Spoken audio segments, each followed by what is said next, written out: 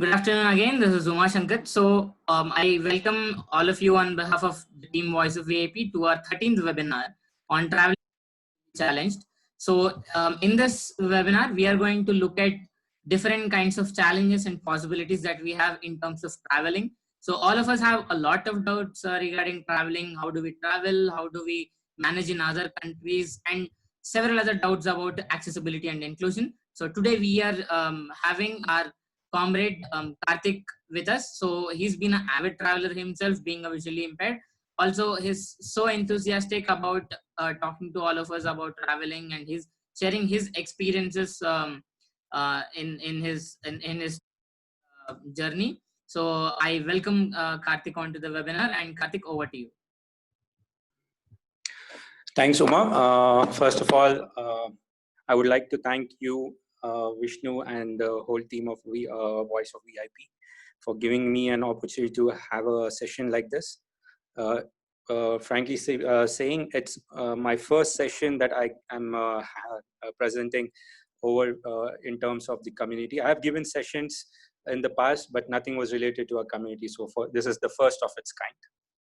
And before I get into my introduction, there is a small disclaimer that I would want to share. So this session is purely based on my experiences when I traveled. Things may be different today in terms of procedures that are related to visas or immigrations. And the intent is to share the policies of various policies of the countries and not to question them or judge them. All right, so like as Uma said, I'm a visually challenged, low vision. I've been diagnosed with macular degeneration in both my eyes since my birth. I went to a regular school where there are challenges and also some advantages. Through my, like as every low vision have sailed in the same boat in terms of going through a school life. We either sit on the floor right by the blackboard and take the notes, or we take the notes of our friends back home, copy them to our books and give it to them next day. You go to a school where you've been exposed to many things when it comes to sports, when it comes to education, when it comes to spirituality. But then I was always focused on the education because the other things were out of my reach.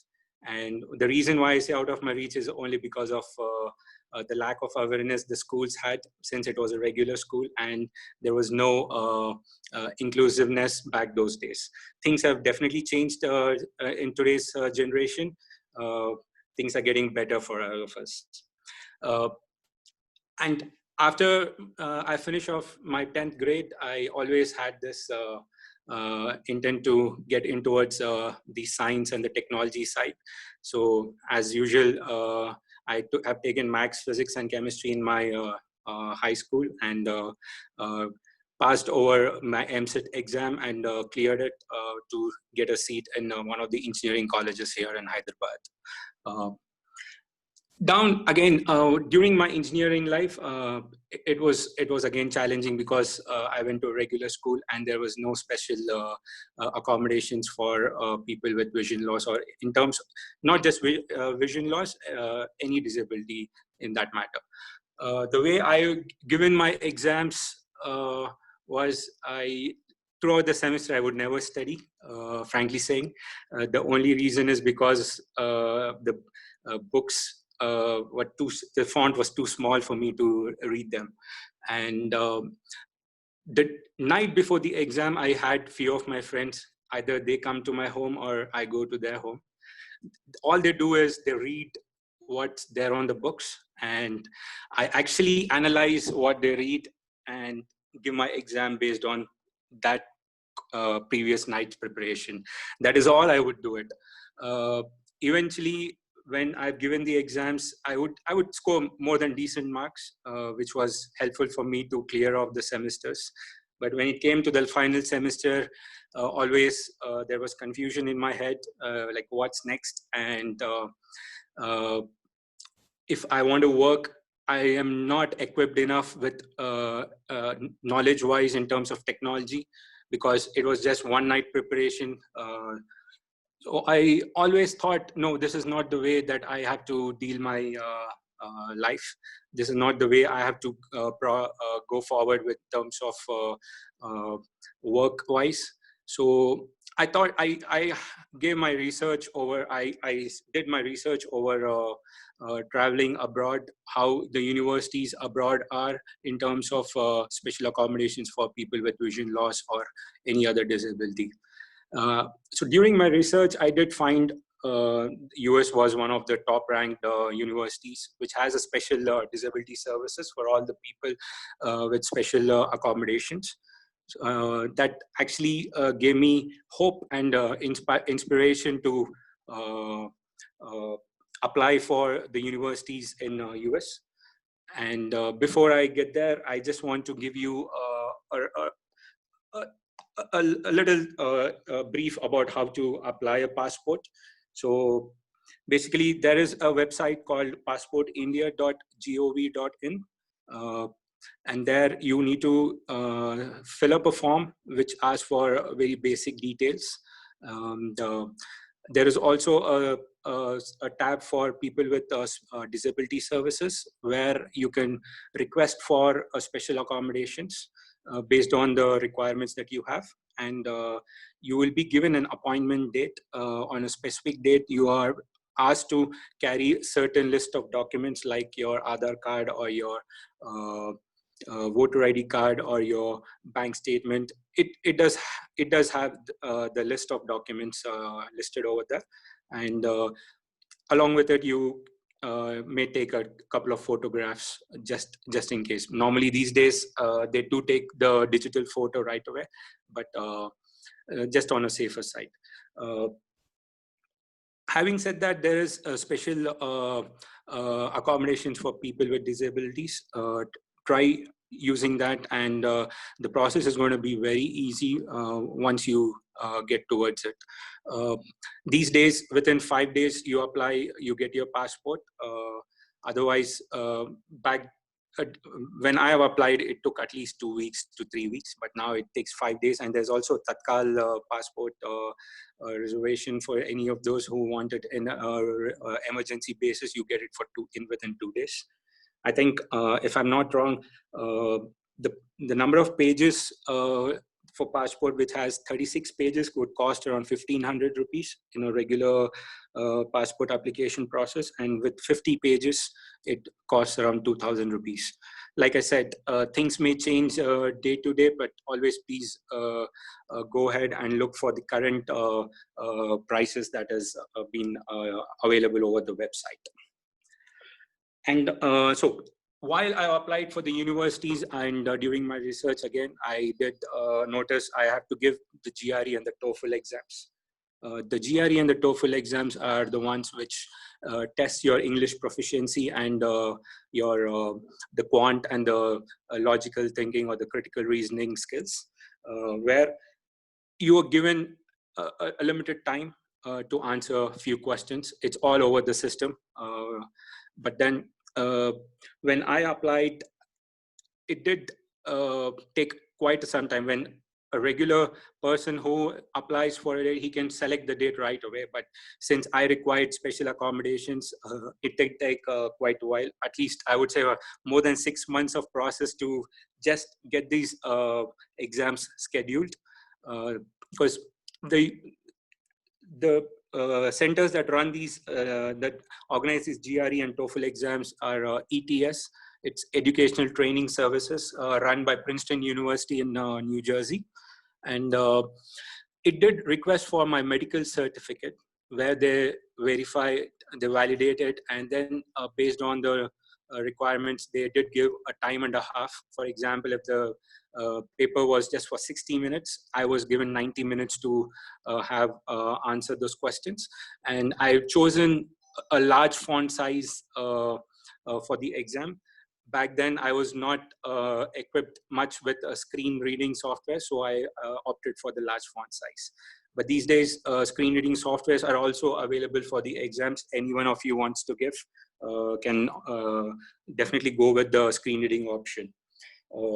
So after I cleared GRE and TOEFL exams in my first attempt itself, I started applying for the universities. And based on my GRE and TOEFL scores, there is definitely a match of the universities that you need to be focused on. And I've applied for 5 universities in which you receive a I-20. I-20 is nothing but admit card from the university saying I've been admitted for the sessions or the semesters coming for application process. I had to take these GRE TOEFL tests and the I-20s for applying for the US visa. The visa that categories, there are different categories again that comes under US visa. The one that I opted for was F1 student visa. F1 is again a student visa. When I applied, it's the same process that I went through. I applied through a special accommodation where I was asked to fill a form over online and select a date. Like I said, it's not going to be a quick work process for us because it's going to take additional time for the respective organizations to validate our medical records. So we'll need to plan very well in advance in case if you want to go in this September, at least a year takes for the whole process, including applying for the exams and applying for the universities and getting your visas approved. And when I applied for the US visa first couple of times, I was rejected. The only reason that they mentioned that I was rejected is because they tend to see that I will not return back to India after I finish my education. I never gave hope. I was always confident that no, I have to go there because beyond there were no disability service centers over here in our country for the higher education back then. So I did want to, I was frankly saying I was more of desperate to go to US and finish my higher education. Third time when I applied, luckily I got approved, and that was like one of the most happiest days in my life till date. I always cherish that moment. So when I went back there, things were not that easy that it seemed to be in terms of like the dreams that you have. But when you go there, you need to be independently living when it comes to your daily life skills, when it comes to cooking, when it comes to washing your clothes, when it comes to dressing up yourself, everything A to Z. So and for men, shaving yourself, and for women, definitely you want to make your hair good, look good, and some tone on your body with your makeup and all that stuff. So definitely it is a challenge, but that phase of my life actually taught me a lot. It gave me enough strength and enough hope in my life that I can live an independent life. I said, it is not like we be going there and giving a easy way, but definitely it's going to be hard, but you will enjoy every moment that the hardships that you go through. And so before I go speak about much on the universities, like after I went there, how the experience was, I would like to just put some thought on how the airport accessibility goes through, where when I usually use this websites called GoIbibo or Make My Trip for booking domestic flights. I have a habit of comparing the prices on various websites, see which one is giving cheaper prices or in terms of service, both. And then based on the budget, you book the tickets. Back then I booked through goibibo.com. Everything was done by myself. I've never used any travel agent or any exterior party to have my bookings done. So when I booked the ticket, I did mention to the Go Ibibo team that I need special accommodations for going through the services or through the process in the airport when it comes to taking the boarding pass, when it comes to the security check, and when it comes to immigration clearance. Before immigration clearance, based on the countries, there would be certain application forms that you need to fill up. Sometimes you might not find a application which is of large font size or which may not be available. So it's always advisable to voice out our accommodations or our requirements to the staff available over there. And things going to be relatively easy at the airport. It was a good experience having that. That was the first ever time I've traveled internationally, and the way the staff had helped me out, it was really good. And after I reached there in US, I was given a disability service center and also a dedicated disability expert who was always in touch with me with respect to my classes, with respect to my coursework, with respect to my examinations. I always, any challenges that I had, the expert was the one who was giving me hope that it can be resolved, the issues can be resolved. Each time, each course, there is a new professor that comes and teaches you. So it was hard for me also to explain the situation of me, because since you're in a regular school, they may not understand every bit of it. But when it comes through a disability expert, they understand it in a better way. And the professors over there were very, very, very helpful. They were all through helping me through both with the theoretical and the practical perspective. And it did give me, I was able to, I enjoyed my education more than I would say just having one night preparation like how I did over here. I was enjoying my education. I was enjoying the work that I did. When I said the work, the cooking, that I was enjoying the independent life that I was able to go through. And after I graduated, so we get this 3 years of work authority that you can have, employment authority card, it is called. Any person who graduates with STEM degree, that is STEM is nothing but science, technology, engineering, and mathematics, you get 3 years of work allotment. So every time that I was working at, in fact, I did my master's in computer science. I graduated as a master's in computers. And then once after I graduated, I was always looking for jobs which with fresh graduates, with fresher graduates, or within the companies that gives internships and all. Initially, it was tough to get the first project. It took a while, like around 3 to 4 months, even after I graduated. There were days where I would clear the interviews, but then I never disclosed my disability over the interview. Most of the interviews taken were over through the phone or either through Skype. And then when I reached the office on the very first day, I did have to disclose my disability part. The only reason I was not able to, was not ready to disclose back then is because I didn't want to, I didn't want them to rule me out right at the first step itself. When I cleared the interview and I know I was confident enough and speak to them, then they also had confidence in me. I think that was a way that I chose. For some people that works, for some people that may not work, but it did work for me in that way. After, so I did work as a consultant. When I say consultant, it's based on the project. It's based on the project. Every project is around 8 to 9 months or 1 year, 1.5 years short term. And every project you are in a different location. So this work has actually helped me to travel around.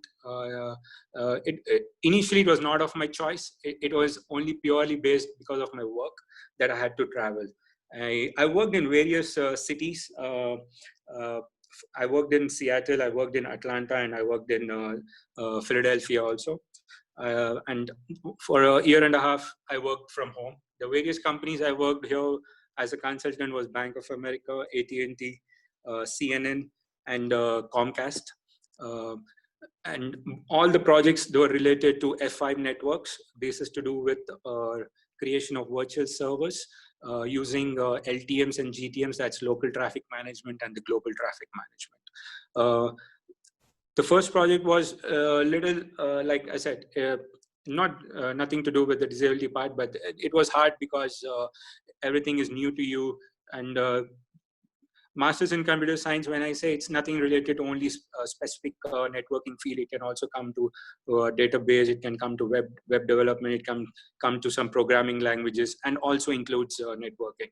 But when the first project that I was able to work, there was a lot of learnings. There were always good surroundings of colleagues and friends who was in support with me. The managers were very supportive with my work.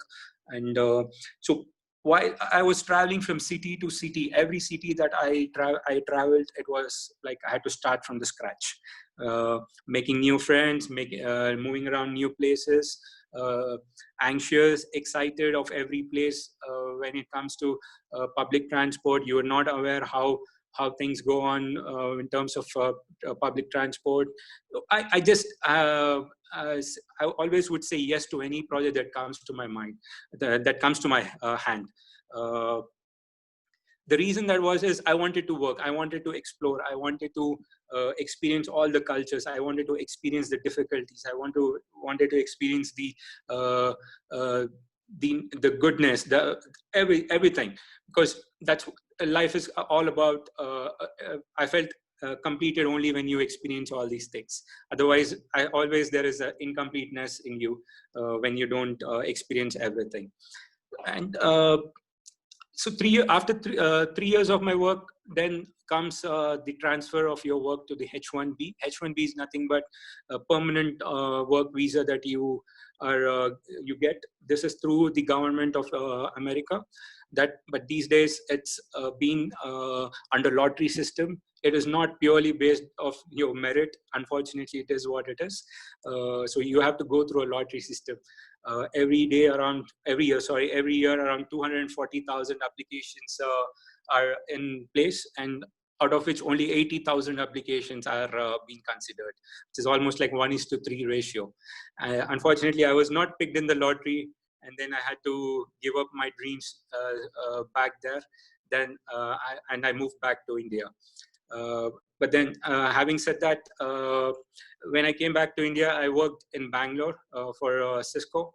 I did meet really good, amazing people. And the project, this was the first of a project that I worked, which is all related to inclusion and diversity. And there was the team started off with 3 people, and it did build up to 34, in which 27 to 28 of us were visually challenged. And it did give me an immense pleasure. It was a lot of learnings. There were a lot of good friends that I met. There was a lot of happy vibes around. They were all. I was enjoying the work, but though the work was not too challenging for me. The reason I said is because the previous work that I had, and this was a little easier compared to what I had. Then one day I did speak to my manager and checked if they can promote me to a different role. Luckily, there was a role that was available, and I did move to a technical role in Cisco itself. During the Cisco work, I did get an opportunity to have great friends, as I mentioned. One day we thought, like, why not have we spend over a weekend at Coorg in Karnataka. This was all unofficial trip that we planned. Then I said we should do it, and then we managed to somehow pull it off. We were 13 of us who went from Bangalore to Coorg, which was almost like 6 to 7 hours by road. We hired a bus, we booked the hotels, and we did some boatings, we did some elephant rides, we did some camping and stuff. But then, like I said, 13 of us were all visually challenged. That was the most happiest thing for me, because when you travel along with your peers, when you travel along with your community members, you feel the satisfaction with you. Like, yes, we can also travel like any other person, like any other sighted person. And so due to family reasons, I had to give up my work at Cisco, and I had to move back to Hyderabad. And then one fine day, I thought, okay, I think I have to do something of my own. And then I joined my dad's business. We do installation of solar, and but then due to COVID, now the things have slowed down and the projects are all put on hold. So currently counting days when the pandemic is going to get finished. During this, after I finished my Cisco work, it did give me, it was more of, I didn't have to, nobody was counting on my attendance. No, I didn't have to report to anyone continuously. So it allowed me more time to have, spend myself, and I chose this time to travel around. Basically, I like to travel to share, encapsulate the culture, and to imbibe their the weather, the language, the food, the experiences that I always cherish in every country that I traveled. I've traveled to various countries like Nepal, Bhutan, Thailand, Maldives, Sri Lanka, and Dubai. Nepal and Bhutan, I managed to travel by foot. When I say by foot, crossed the border by foot.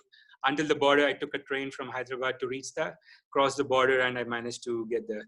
The visa for Nepal and Bhutan was on arrival, and in fact, for Indian citizens, we don't even need a passport to get to Nepal and Bhutan.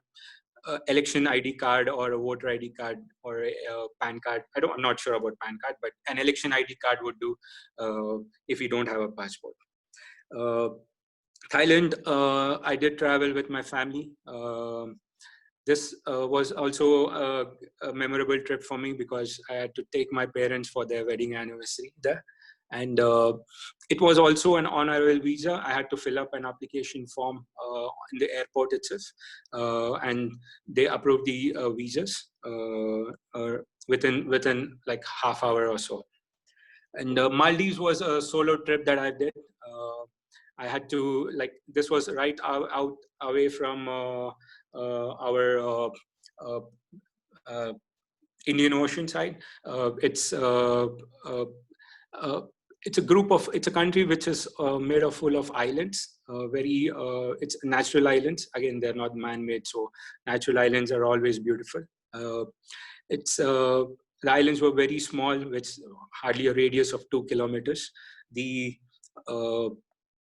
visa process for Maldives was also an on-arrival visa for. And Sri Lanka was something which also I enjoyed. Sri Lanka was a family trip again. Sri Lanka's visa, I had to pre-apply it. I chose Make My Trip to book my visa. I submitted all the requested documents and got my visa approved within a couple of days, and then I chose to travel to see. See, every country that I travel, there are a list of places that you work on before you get there. You want to research what kind of places you like to visit, what kind of food you want to have there. So you kind of do your own research before you choose to go to any of the country. Lastly, I would want to say I did make a trip to Dubai last year over in November. This was again another memorable trip. This was along with 3 of my other friends who are also based out of Bangalore. This purpose was to visit Accessibility Expo. This was an expo for almost 3 days, and we managed to pull it off. It was always memorable, like I said, traveling with our own community members. And I was glad that I was able to manage to take all of them because most of them were first timers as an international trip. And Before we get to the questions that we may expect at the immigration counters, I would give some tips and tricks, like how we can manage to travel alone if you're able to travel alone. So basically, when you're traveling internationally, you want to be a Roman in Rome. When I say be a Roman in Rome, just experience the local culture, try to experience the local food, make local friends, eat local, try to speak or learn the local language. That's when you actually enjoy or deep dive the experience of every culture, every country's culture. Always be adaptive and adaptive to the local culture I mentioned, and then always have a medical certificate along with you, and carry a cane if you're visually challenged. Be it even a low vision, I always advise to carry a cane, especially in a foreign land, because this is a sign which allows the outsiders to understand that we are visually challenged. And in terms of crossing the roads in a foreign land, some certain countries do have easy access to cross over the road by the zebra crossing. There are signals which gives you the audio signs, where when it is green, it makes some noise, and then you can understand it's a green signal and you're good to walk. And do not hesitate to ask for any assistance if you are stuck anywhere. Always have the emergency phone numbers saved in your phone. When I say emergency, it could be the police phone numbers, it could be the fire extinguishers phone numbers, and it could be the health services phone numbers. Please have them saved. Do the research before you travel to any country and have them saved in your mobile phone.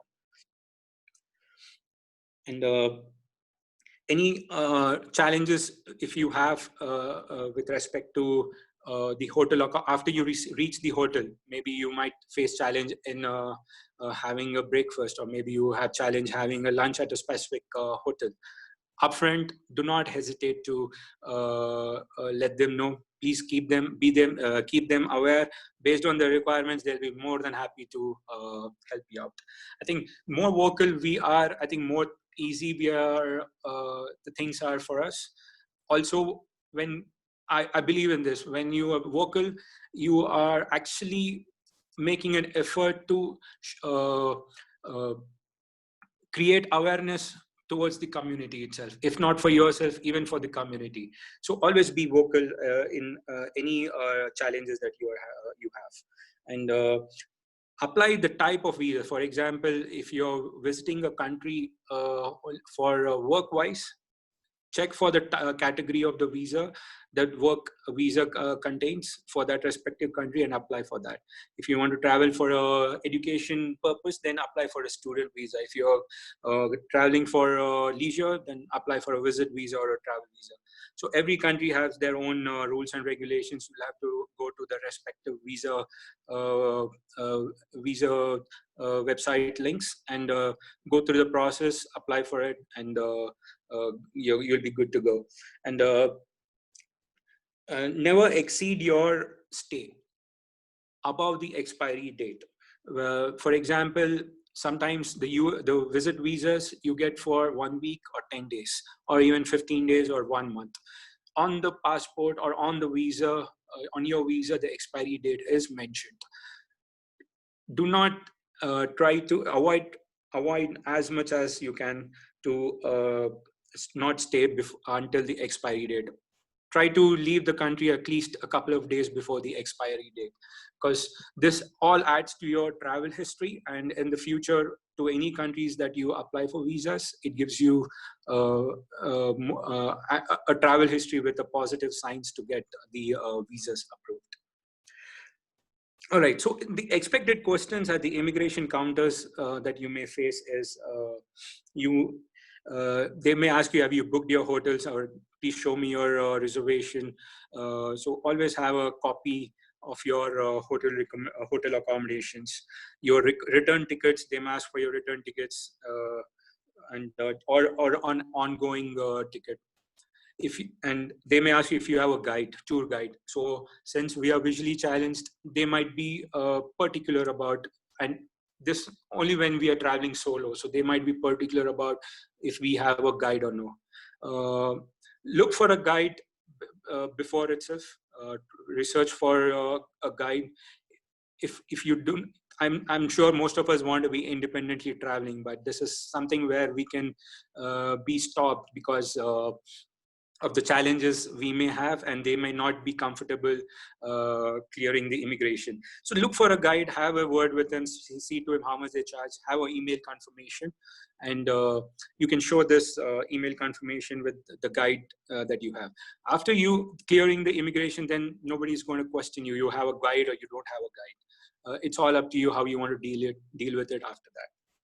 And after you clear the immigration, definitely there are public transports available in most of the airports. If there are no public transport, at least you will have an airport taxi, which would help you to which would help you to reach your hotel or your hostel or any other or guest house or any other location that you are looking for. And like I said, I do my research before I book any hotel. I do mention on the accessibility part the requirements that I am looking for. I send an email to them, and I also look for the ratings and the reviews that the hotel has. I also look for the customer reviews that have been previously given. So these are some things which you want to look upfront, because you don't want to you don't want to depend on the pictures or the photos that has been shared by the hotel. Definitely there will be at the times when they've been opened newly, but you have no idea what the present situation of the hotels are. So it's always good to see the reviews and the ratings of every hotel, or even in that case, even the airlines that you want to choose, or even with any of the local tour spot that you're booking. You always good to see that. And when it comes to the local sightseeing, always carry a medical certificate along with you, and please do not hesitate to let them know that you're a visually challenged. There might be a concessions for visually challenged at some of the local sightseeing spots. Only if you voice out or if you show them, they would be aware of it. So it's always good to be, and there's nothing wrong in asking, or there's nothing wrong in letting them know. At end of the day, we are saving our money. Yeah, so these are the things that I wanted to share, and I'll open the forum back to Uma, or maybe if any of you guys have any questions, request you to ask. Thank you so much, Karthik. It's been a great session. I mean, this is arguably the most outlandish topic that we've ever had in the webinar series of Voice of EAP. And also, there are a lot of things which are almost new and very exciting to all the visually challenged out here. So, thank you so much for that. So, we'll open the Q&A session right now. And as always, as annoying always, I will start the Q&A session because I have a question. Sure. And just a quick thing before you ask, Uma. I would like to let the audience know I speak English, Hindi, and Telugu. So please do not hesitate to ask in any of the languages. Don't worry, as long as you're asking. Please don't be shy to ask any questions. Wonderful. You speaking Telugu is indeed a new thing for me as well. So yeah. So I have a couple of questions, Karthik. So yeah. The question number one is, see, I do have a couple of other friends who've been to US. Yes, both of them have been to US for their masters, and but three of you guys, including you guys went there for your STEM. I mean, your masters in computers, basically science, technology, engineering, and math. Right. So is it? I mean, I've never seen personally somebody from my own acquaintance or my own circle going to US for an arts and humanities masters or graduation, basically. So is it that I mean, have you do you have any such friends who are totally blind and went to US maybe for their journalism masters or political science masters or any such thing? Okay, so in my experience, I say about STEM. Like I said, there is 3 years work uh, proficiency you get in order to only if you are in a STEM master's degree. But then this was not something which I chose to before I get there. This was a step-by-step process for me. Only after I reached there, I was aware of something that is called 3 years of work proficiency. But I chose technology because like I said, I liked working. I wanted to go there. Answering to your question, see, MBA graduate or journalism, political sciences, or any other fields, a lot of countries already have their local people towards that field.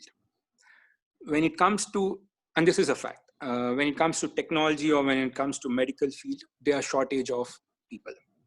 This is where the requirement from foreign land they look for, and they have these dedicated work proficiency rules and regulations that they have. Now, when it comes to journalists and political sciences, they would rather hire a local person than an outsider, because first they want to fill up their employment rate and then look for outsider unless and until if it requires an additional skills and their countrymen don't meet those skills. All right. So, I mean, let's just forget about the employment part. But say if somebody wants to go to US for their masters in journalism or masters in political science or masters in economics, is it the same way, or do they have to face extra challenges, as in maybe accessibility and all the other things? No, it's not going to be, I mean, it is going to be the same way. It's not going to be anything different in terms of process, in terms of the universities having the special accommodation. It's going to be everything pretty much the same. If you have a long-term goal of only, if you have a goal only to study and come back, it's perfect. But if you want to have a long-term goal of staying there, working there, that is something which you need to work on a 6-month scale. Every 6 months, things may change. So you need to work on every 6 months how things go on, and based on that, you take a decision after your education. Right. So my second question would be, accept it or not, accessibility is indeed a costly thing.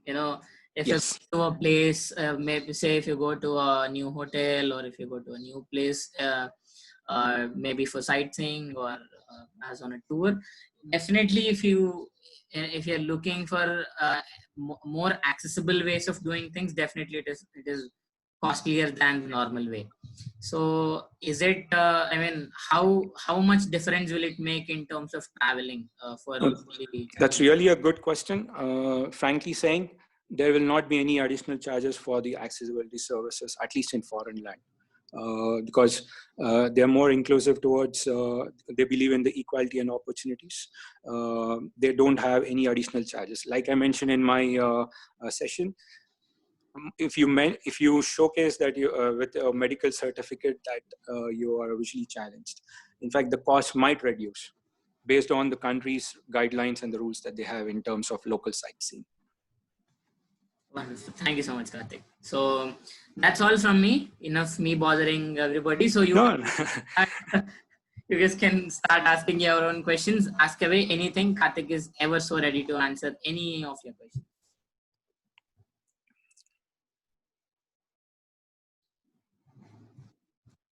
You can raise your hands basically. Sorry, I didn't mention it before.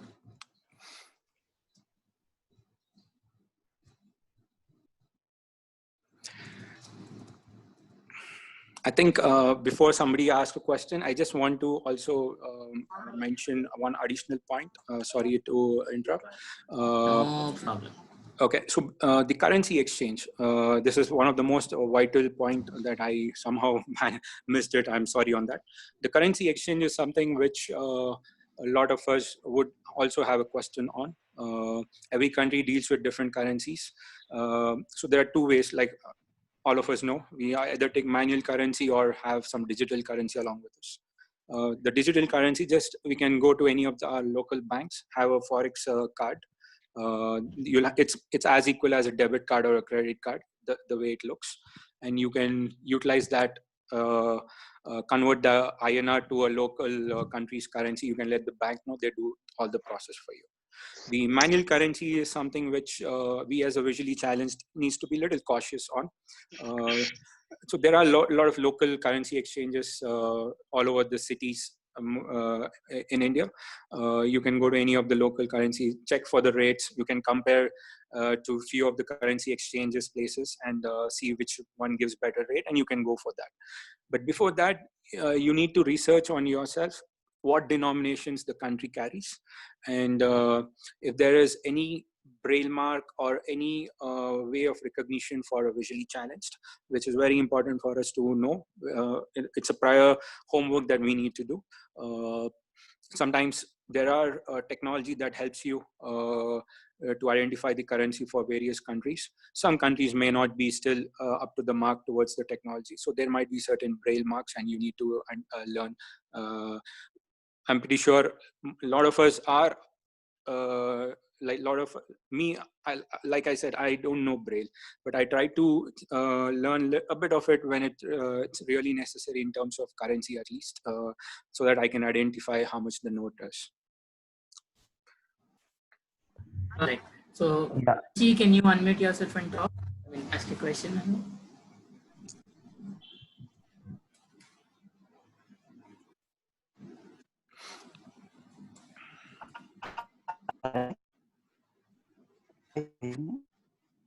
So sorry, Balaji, we are there's some network issue on your side, maybe.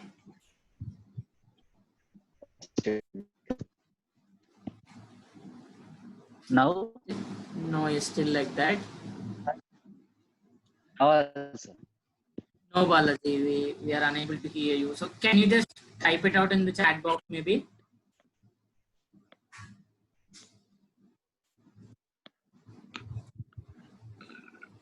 All right. Vishnu, do you want to say something? You raised your hand.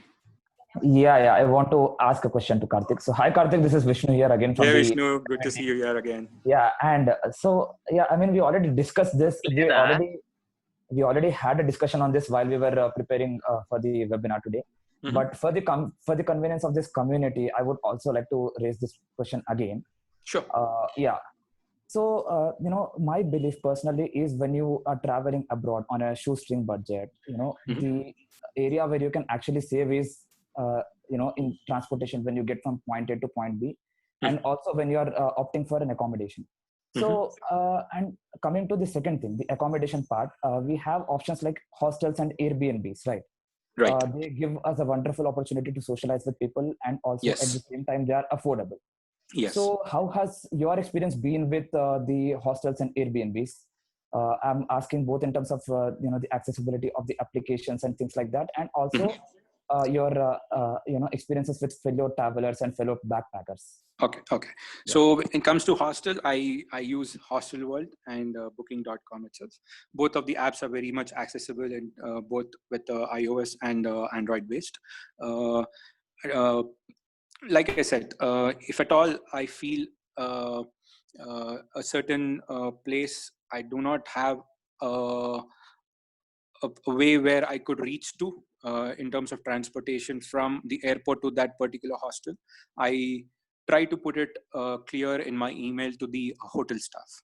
The hotel staff make sure they arrange a vehicle from the airport to their particular hostel, and try to see my journey is very safe and fine.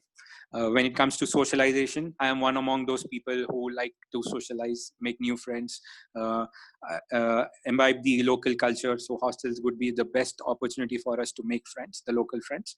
It has always been an amazing experience for me. I made loads and loads of friends only because of the hostel culture. When it comes to a lot of hostels do provide the breakfasts. When it comes to people who are vegetarians, you can let them know prior to it that you're a vegetarian. The dishes are actually mentioned with a name tag, which definitely we would not be able to see them. You could request the hotel staff to let them know what's the name of every dish, and they will be very kind to help you out on that. Since it's a foreign land, some of the dishes we may not have here in our country. So you, with the name, if it's a vegetarian, if a name with the name you would not know if it's a vegetarian or not, you can actually request them to tell you what ingredients it has. And like I said, if you also have trouble in serving, in fact, I can serve my food. That's not. But like I said, I did have friends who needed help in serving food in their plates. The hostel staff or the hotel staff are always willing to help you. When you are in a business of hospitality field, the best part is they want us to leave from this place with joy and happiness. That's what they look for. That is what the hospitality business is all about. And I always do a little bit of even post travel. I do a little bit of work towards to give them more business. As all the least I can do is give them a rating or a review. Share your experience, how they help you towards the accessibility. I think it will help other members too. It's always been a great pleasure traveling for me with hostel people and fellow countrymen. Yeah, thank you Just very much for dreaming responding about a sound Americano breakfast right now. So same here, Omar same Shankar here. is already planning to pack his bags. That's good. yeah, man. This So yeah, and thank you very much for responding to this question. I particularly wanted this question to be there in this particular thing is because there are a lot of Western countries where having individual or independent accommodation, hotels and things like that are very expensive, Yes. right? And also, staying in a shared accommodation, staying collectively also gives us an advantage. We can seek help easier. So, Yes. everywhere in the world, when you travel, there is always an expensive one and a budget one. So, Yes. what is that budget option going to take away when you actually opt for that, or what is the benefit that is going to bring onto the table? Is what I wanted to know. So thank That's a you good very much. question again. Yeah, thank you very See, much. but just to add to it, definitely the budget ones, when it leads only when it comes to the shared accommodation. If you want to make local friends that's an easier option for you. But when you're staying individually, there are very less chances for you to actually interact with local people. That's one advantage where you have over hostels. all right. Raghu, can you unmute yourself and ask a question? Yes, hello. Yes, you're audible. Go on. Yeah. Hi, Karthik sir. It's been really interesting and enthusiastic to listen to you because this topic was, I didn't have never this such type of topic as a webinar. So thankful to Voice of VIP and absolutely to you also. And my question, actually, I would like to know that the accessibility regarding the transport system. Actually, here in India, we see lots of, we don't know the platform number in the bus station or railway or whatever it may be, and it will be confusing between where this bus is going, and all these things are running in my mind. So what change that will be there in the abroad? So that would Good. like. That's a good question. If I'm got your name right, your name is Raghu? Yes. Okay. Hi, Raghu. It's always been my pleasure answering over here. And first of all, you can call me by my name, Karthik. Sir is something which is it's not for me, I would say. Okay, so to answer your question in terms of the transportation, especially on the public transport, when from point A to point B, you normally use Google Maps in order to navigate yourself. When you move your mode of transport from a vehicle to a public transport, it actually gives you various options. Even in India, it gives you various options of how you can travel. It could be bus, it could be a metro train, it could be any other mode of transport. Some countries also have water transport as a public transport. So it does give you. But where in foreign countries, the difference is, for example, the bus number is 112 that shows on your Google Maps. And you go at the bus stop, you wait for it. But when the bus comes, you're actually not aware what bus is coming and leaving. There, in a lot of foreign countries, the bus has an audio signal that actually reads out the number for the bus. It says 112 and it tells from where it is coming and where it is going towards.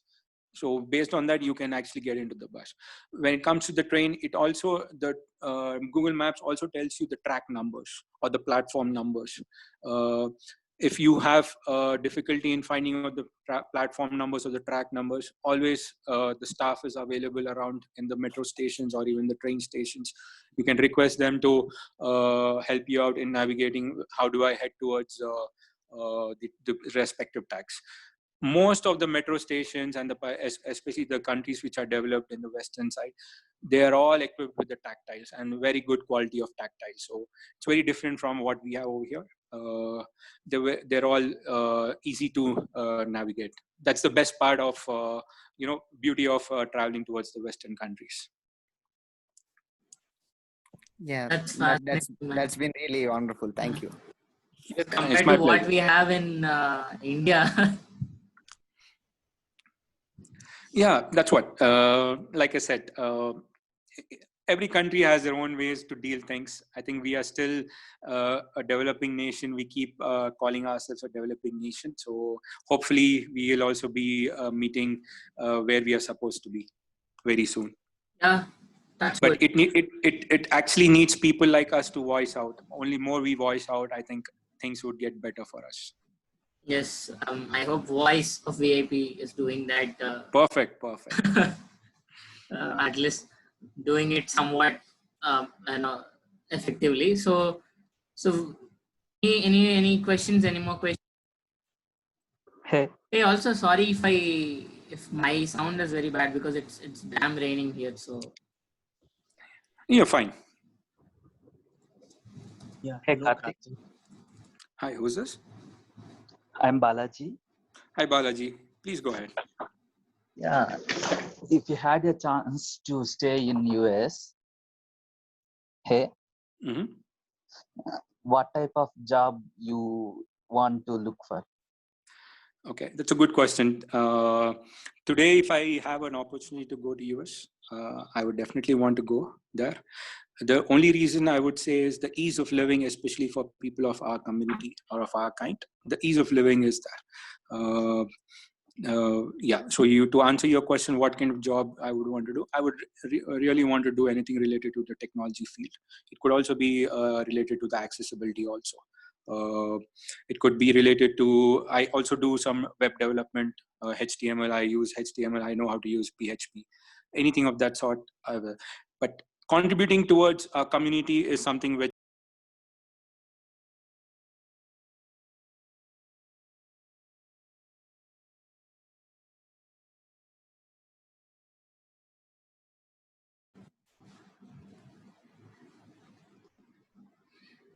for some reason it was not, my audio was not popping up. So even today, if I have an opportunity to contribute towards giving back to the community, I think I'll be the most happiest person to do that. So various fields that I can choose to work, technology wise and contributing towards the community, both together. thank you, Balaji, for the question. So any we'll just take one more question. So any more questions? Yes. Hey, Karthik, I'm Balaji only. Yes, Balaji, please go ahead. Yeah, you are saying like front end, back end development, right? See, I am more at the back end. I never at the front.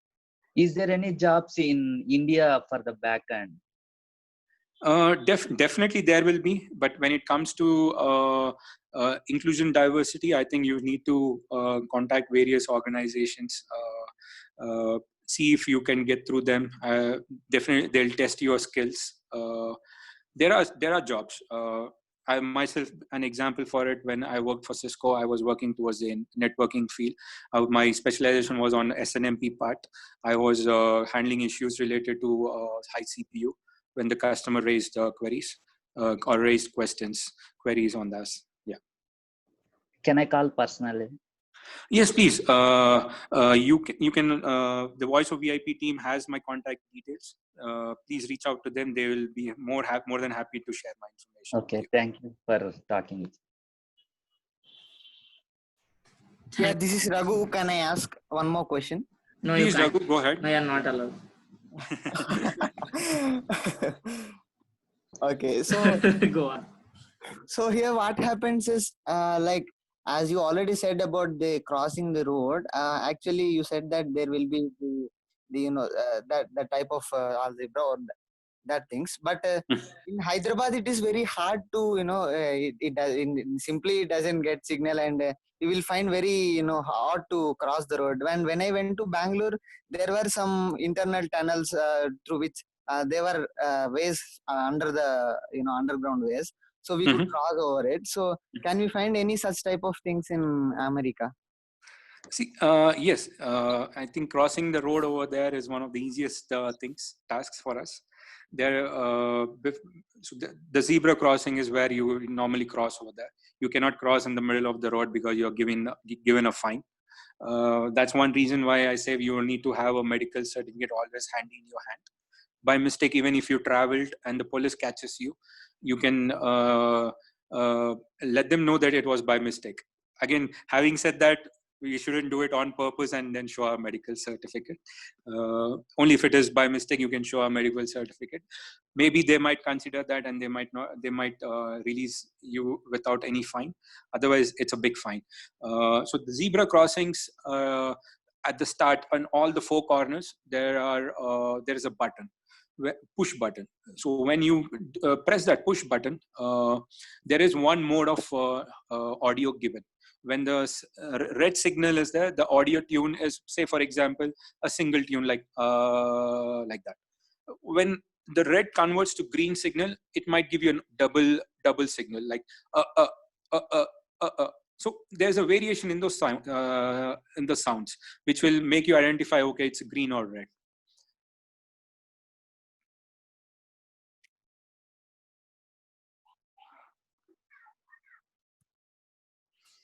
Did I answer that to you, Raghu, or you're okay with that? Yeah, okay. Is that only way to cross the road, or is there any alternatives for there out there? No, see, these are the only ways to cross over the roads, because that's the easiest thing. Like you said, I understand what you're trying to say. In Bangalore, we have certain undergrounds where you can walk, and so Yeah, there are so certain roads, when it is a big road, you'll have over bridges. Certain roads, you will have these underground platforms. So based on the type of the city, based on the type of construction, you find all types of crossovers everywhere. yeah. Thank you so much. Thank you so much, Raghu. So I think we'll end the session here. Thank you so much, Karthik, for joining with us. Like I said, it's just for a second, no? sorry. Yes, go on. Just for a second. Hey, Karthik, can you Who's hear this? me? Karthik, this is Suresh talking to you from here, EFLU Hyderabad, English and Foreign Languages University Hyderabad. Oh, hi Suresh, how are you? I'm good here. How are you? Good to see you. Yeah. It was nice listening to you, and thanks for your good session. I just wanted to know. No, I have been to US once in 2017 or 18. I exactly don't remember. Mm-hmm. But as I stayed in the hotel, and as I was dependent much upon my friends for picking and dropping me there, here and there and all. Okay. And the US, like, their week will be terrible with all the work, and their weekends will be very much busy. Yes. Their household works, they'll not get time because they need to do everything on their own, even household work as well. Yes. So somewhere and somehow I feel that I could not travel much in US, though I traveled so far from India and stayed there for about 15 or 20 days and could not make use of the opportunity other than attending the conference there. Okay. So what should I have? I mean, as the first mistake, as you were explaining, maybe I should have stayed in the hostel, Mhm. and maybe I could have depended much upon public travel or something and stayed in the hostels. Okay. Can you talk more on this? Like, how will it be the hostel life? Sure. Is it easy, or what about the public travel? What should we do to access the public travel? And what about the currency access there if you're booking a cab or something like that? Okay. Just Okay. you throw more light on this. Sure. Sure. So, coming to your question on the US is a big country. It's as much as almost 6 times bigger than what India is, or even bigger than that area-wise. So it all depends on the city that you're in. May I know which city did you travel to? No, I was in Washington DC. DC, is it? Okay, okay. Yes. In the downtown area or suburbs? No, I stayed with one of my friends there nearby airport, and after that I moved on to Fredericksburg. I stayed in a hotel. Okay, okay. Yeah. Yeah. So uh, places may not, all the places may not have public transport connected. Uh, there are certain places where only the bus connectivity is there, but then the bus connectivity has its own frequency. Maybe some places 1 hour every trip or every bus. Some places in downtown like New York City, every 2 minutes you have a train or a bus coming and picking you. Mm-hmm. So it is up to us. We need to do certain research or homework before we travel, like I mentioned. The currency part, like you asked, the cabs do take the forex card transactions. That they do take cash. In fact, US currency is one of the most accessible currency that we have, and it's easy. Only if you're used to it, it's very easy to identify the currency. All the currencies have the same. We here maybe in India, some of us try to see the width and the length of it and try to figure it out. Right Yes. there, it's all the currencies are of the same shape and same size. One thing, but then if you're low vision, there because major thing is the contrasts and the designs that they have. Only based on those big huge design colors you can differentiate if it's a $1 or a $20 or $5 or $100. And Mhm.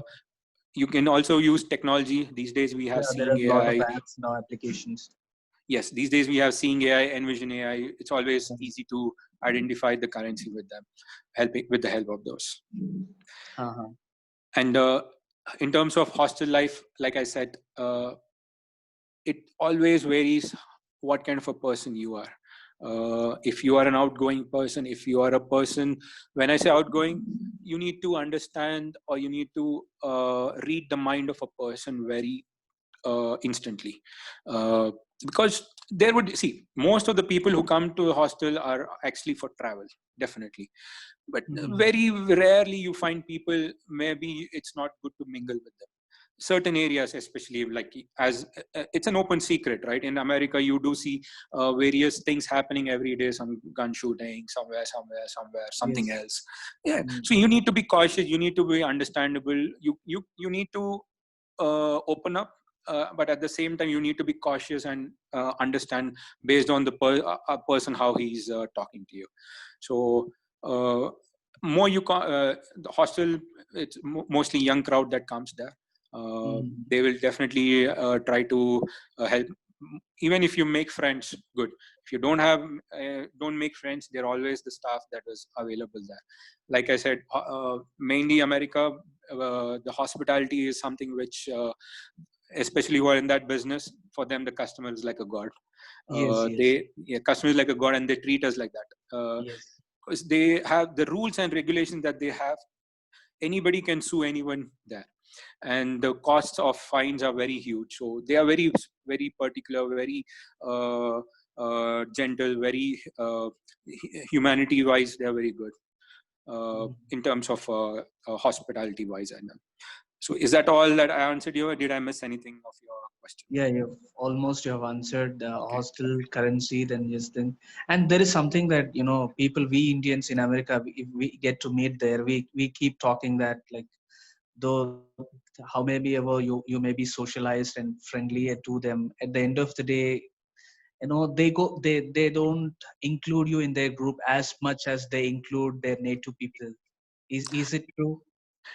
See, my case, I disagree with that because in US, I had friends of all the countries, and I forgot to mention in my session, I was a president of the University for International Students. So that presidentship actually came to me only through voting. There was an election that was there, like a regular election that goes on. I was elected as a president. So it's not just Indians who are there, right? You have countries where people coming from various countries. It could be from one of the European countries, people coming from Pakistan, people coming from Asia, like China, Japan, people coming from everywhere. All over the world. There, So yes. yeah, so it all varies from person to person, the mindset. There is nothing as a stereotype that they don't include you. There's nothing like that. Okay. So it's all about you.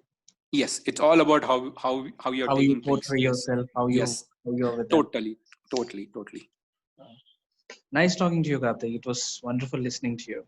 Good to see you. And CFIL by Usmania University, right? Yes. I mean, it's near, but ours is a central institute. Usmania is. Okay. In fact, before I went to US, I had come down there.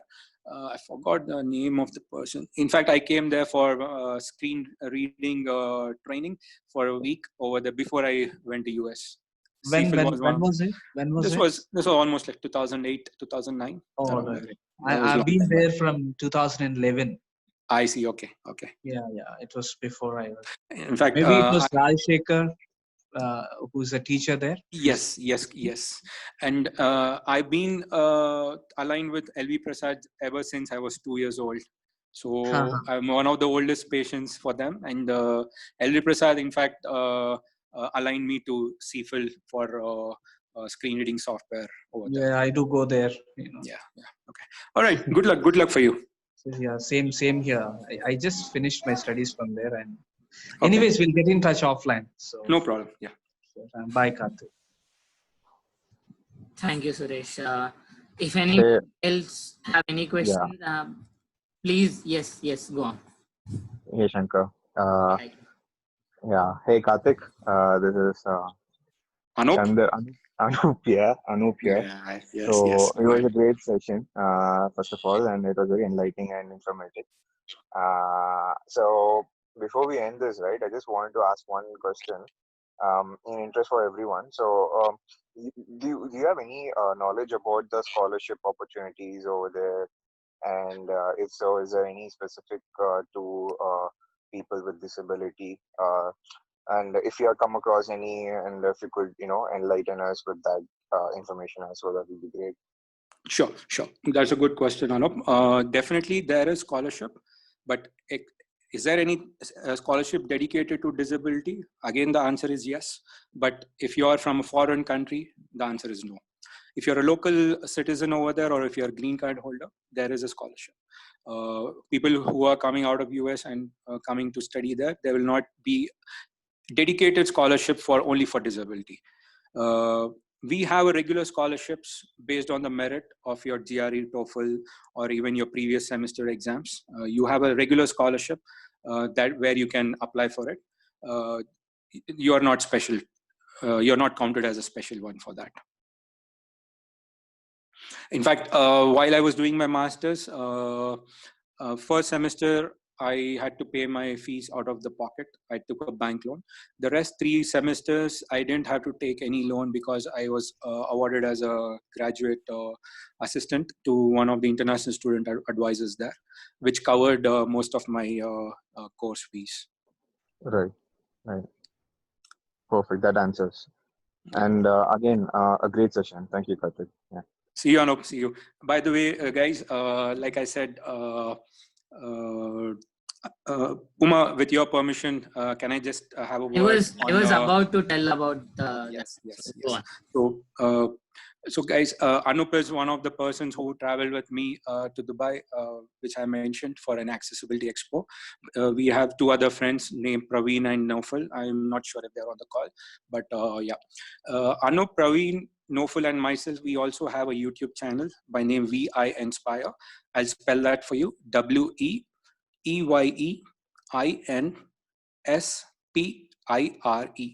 VI Inspire. We had almost around 3 videos we were able to shoot now. Now because of the lockdown and also the geographical conditions, I'm staying in Hyderabad, the others are in Bangalore. So it was a little hard for us to get some videos during this pandemic. So hopefully post COVID, we'll try to give more videos over it. Request all of you to have a chance, see the videos, subscribe to our channel and support us. Hey Karthik. Yes, who's this? Yeah, Balaji. Can you Hi, share Balaji. that YouTube link? I'll share the link. Yeah. If you're in the Voice of VIP team group, I'll share the link directly to the group. Yeah. Is that okay? Yeah, fine.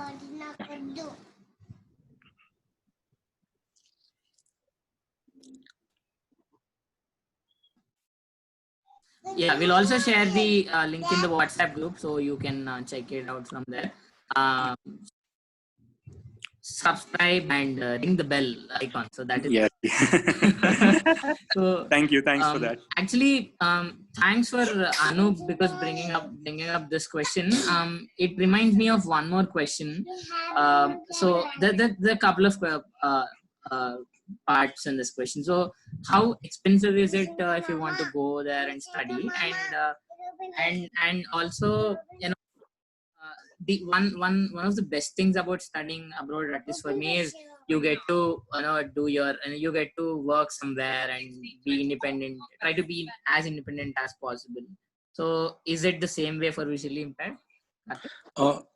See, you get to do some part-times there, or? Yes. So again, I would say part-time, when you're working, you can work legally in the university itself. Anything that's to do with work inside the university, you are legally eligible to work. When it comes to visually challenged, the disability services will definitely try to help you out. If not for the first semester, but at least from the second semester, they will try to help you out to find a job inside the university itself. But there are people who do work outside the university that is under the table. That is a beautiful statement, under the table. All right then. So if anybody else have any questions, please do me a favor of raising your hand. Don't embarrass me.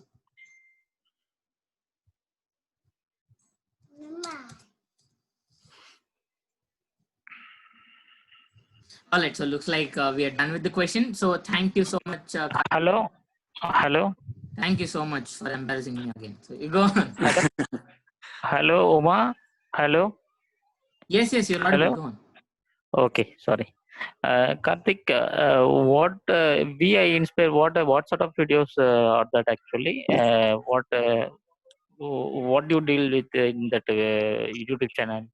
Okay, so it's the YouTube channel that we initiated. 1 minute. Anup, you still over the call? You want to share something from your end? Yeah, sure, Karthik. Hi. To answer your question, so we have started this channel as just a probably an awareness kind of a campaigning in terms of spreading the say the disability awareness among the public, the masses, people who are living around us, and so and also to for people who are within the community as well. So we wanted to do probably technology related or say advocacy related say videos where we could probably share our thoughts, and also to probably spread the word and spread awareness within our community, folks. So that was the intention. So we have around 3 videos now, and all 3 are of various probably subjects. One is basically has to do with Q&A related to vision impairment. I think Anup, your voice is breaking up. Yeah, am I audible now? Yes, please. Yeah. And rest two are related, probably one is related to say accessibility within metro stations, and how do a visually impaired travel independently in an through via metro. And the second one would Anup, be you're breaking up. Okay, is it okay? I'll take over this. Yeah. got it. Anup, I'll take over this. Yeah.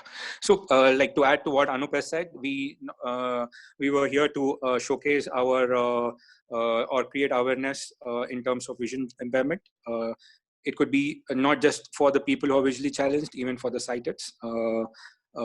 We've done videos related to how a visually challenged accesses the currencies in the Indian currency, especially after the new currency has been released. One of the videos we've done was how visually challenged commutes in metro in India, and the first video that we've done was what a regular sighted people think about vision impairment. We had certain questions. We interviewed few people over the streets, random people over the streets, and we were able to seek their responses over it. And we want it's a small contribution from our end, where we could try and spread the word as much as possible. Okay, thank you. Thank you so much. So I'm actually thinking of inviting you and Anup to my podcast. I'm making this proposal on air because you can't refuse me after this. So yeah, let's do a deal. Since you are saying this on the call again, I'm speaking on behalf of Anup, Praveen, and Nofal also. Definitely, we will say that to yes, and we'll have a deal after this. Maybe a yes from your end also when we require that. yes, 72 font with bolded letters. So perfect. By the way, big fan of your work, Omar Shankar and Humming Dairies. Great job over there. There you go. So, all right. So before anybody else can embarrass me, thank you so much, everybody for joining with us session. So thank you so much, Karthik, for your time and a wonderful. It's always my pleasure. I hope it cleared a lot of doubts for travel enthusiasts and people who are really excited and prepared to study abroad. So thank you so much, everybody for joining with us once again. And this is Uma Shankar from Voice of VIP, officially signing out from you. Thank you.